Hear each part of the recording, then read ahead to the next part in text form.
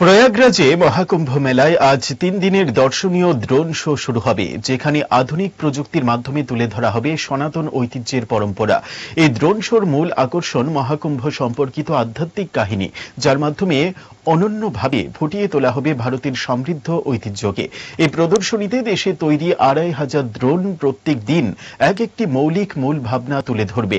সঙ্গমের আকাশে ড্রোনগুলি সমুদ্র মন্থনের কাহিনী এবং দেবতা ও অসুরদের মধ্যে লড়াইয়ের পর অমৃত কলস লাভের মনোমুগ্ধকর দৃশ্য ফুটিয়ে তুলবে। কুম্ভ কলসের তাৎপর্য প্রদর্শিত হবে এখানে। প্রয়াগরাজে মহাকুম্ভে এই প্রথম এমন বিরাট ড্রোন শোর আয়োজন করা হয়েছে। যাত্রী ও মেলায় আগত পুণ্যার্থীদের স্বাস্থ্য পরিষেবা দেওয়ার জন্য প্রয়াগরাজ ডিভিশনের বিভিন্ন স্টেশনে বিশেষ বন্দোবস্ত করেছে রেল কর্তৃপক্ষ। উত্তর মধ্য রেলের মুখ্য জনসংযোগ আধিকারিক শশীকান্ত ত্রিপাঠী সংবাদ মাধ্যমকে জানিয়েছেন, ২৯শে জানুয়ারি মৌনী অমাবস্যা উপলক্ষে বিপুল ভিড়ের কথা মাথায় রেখে মেডিকেল টিম এবং অন্যান্য স্বাস্থ্যকর্মীদের মোতায়েন রাখা হয়েছে। বিভিন্ন স্টেশনে ৪ থেকে ৬ বেডের পর্যবেক্ষণ কক্ষের ব্যবস্থা করা হয়েছে।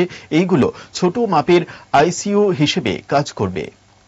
সিজা ইনস্টিটিউট অফ কিডনি সায়েন্সেস কিডনির জটিল রোগের চিকিৎসার জন্য এক উৎকৃষ্ট প্রতিষ্ঠান, যেখানে উত্তর পূর্ব ভারতের প্রথম এবিও অসামঞ্জস্য কিডনি প্রতিস্থাপন এবং মৃত ব্যক্তির কিডনি প্রতিস্থাপন করা হয়। এখানে ১১৫টিরও বেশি কিডনি প্রতিস্থাপন এবং উত্তর পূর্ব ভারতের সবচেয়ে বেশি হিমোডায়ালিসিস করা হয়েছে এবং এই সংখ্যা দিন দিন বাড়ছে। সিজা institute of kidney sciences Tripura সরকার সহ অরুণাচল প্রদেশ, মেঘালয়, মিজোরাম, মণিপুর এবং নাগাল্যান্ড সরকার দ্বারা স্বীকৃতি প্রাপ্ত।